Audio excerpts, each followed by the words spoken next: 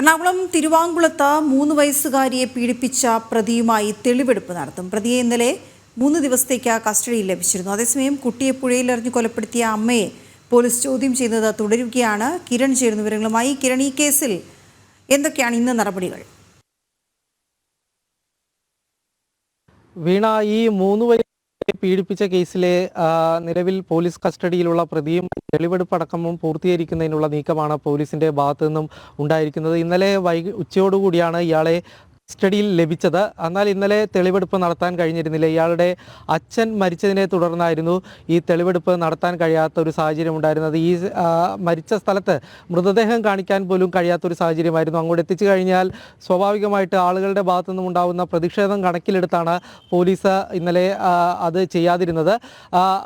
ഇനി ഇയാളുമായി തെളിവെടുപ്പ് നടത്താനുണ്ട്. പ്രത്യേകിച്ച് കുട്ടിയുടെ വീട്ടിലടക്കം എത്തിച്ചുള്ള തെളിവെടുപ്പാണ് നടത്തേണ്ടത്. കുട്ടിയുടെ വീട്ടിൽ വെച്ച് ഇയാൾ പലതവണ കുട്ടിയെ ലൈംഗികമായി ചൂഷണം ചെയ്തിരുന്നു എന്നുള്ളൊരു കാര്യമാണ് നേരത്തെ പോലീസിനോട് വ്യക്തമാക്കിയിരുന്നത്. അതുകൊണ്ട് ഈ സ്ഥലങ്ങളിലൊക്കെ എത്തിച്ച് തെളിവെടുപ്പ് നടത്തേണ്ടതുണ്ട്. അതേസമയത്ത് തന്നെ ഇയാളിപ്പോൾ ചോദ്യം ചെയ്യലിനോട് സഹകരിക്കുന്നില്ല എന്ന കാര്യം കൂടി പോലീസ് വ്യക്തമാക്കുന്നുണ്ട്. നേരത്തെ ഇയാളെ കസ്റ്റഡിയിലെടുത്തതിന് പിന്നാലെ തന്നെ ചോദ്യം ചെയ്ത സമയത്ത് താൻ കുട്ടിയെ 1.5 വർഷത്തോളമായി പീഡിപ്പിച്ചിരുന്നതായിട്ട് ഇയാൾ പോലീസിന് മൊഴി നൽകിയിരുന്നതാണ്.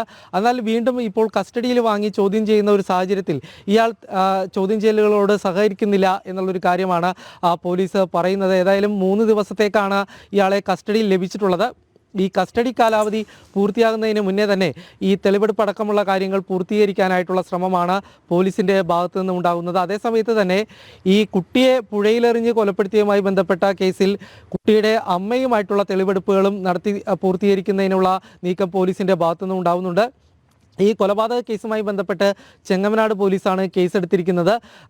കഴിഞ്ഞ ദിവസം ഈ കുട്ടിയെ പുഴയിലേക്ക് എറിഞ്ഞ മൂഴിക്കുളം പാലത്തിന് സമീപത്തെത്തിച്ച് തെളിവെടുപ്പ് നടത്തിയിരുന്നതാണ്. ഇനി ഇവരുടെ കുറുമശ്ശേരിയിലുള്ള വീട്ടിലടക്കം തെളിവെടുപ്പ് പൂർത്തീകരിക്കേണ്ടതുണ്ട്.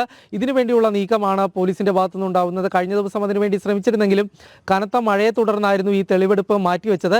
ഏതായാലും ഈ കാലാവസ്ഥ അനുകൂലമാവുകയാണെങ്കിൽ ഈ തെളിവെടുപ്പും കൂടി പൂർത്തിയാക്കും. ഈ കുട്ടിയുടെ അമ്മയെ 5 ദിവസത്തേക്കാണ് ഏതായാലും കസ്റ്റഡിയിൽ ലഭിച്ചിരിക്കുന്നത്. ഈ കസ്റ്റഡി പൂർത്തിയാകുന്ന സാഹചര്യത്തിലേക്ക് എത്തുന്നു. ഇനി 2 ദിവസം മാത്രമാണ് കസ്റ്റഡി പൂർത്തിയാവാനായിട്ടുള്ളത്.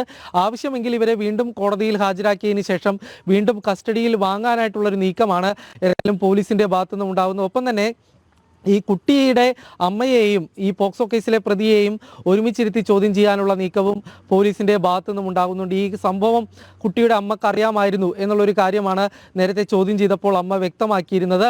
അതുകൊണ്ട് തന്നെ ഈ കാര്യങ്ങളിലൊക്കെ കൂടുതൽ വ്യക്തത തേടുന്നതിൻ്റെ ഭാഗമായിട്ട് ഇരുവരെയും ഒരുമിച്ചിരുത്തി ചോദ്യം ചെയ്യാനുള്ള നീക്കവും കൂടി പോലീസിൻ്റെ ഭാഗത്തു നിന്നും ഉണ്ടാകുന്നുണ്ട്. വീണ, ഓക്കെ, ശരി കിരൺ.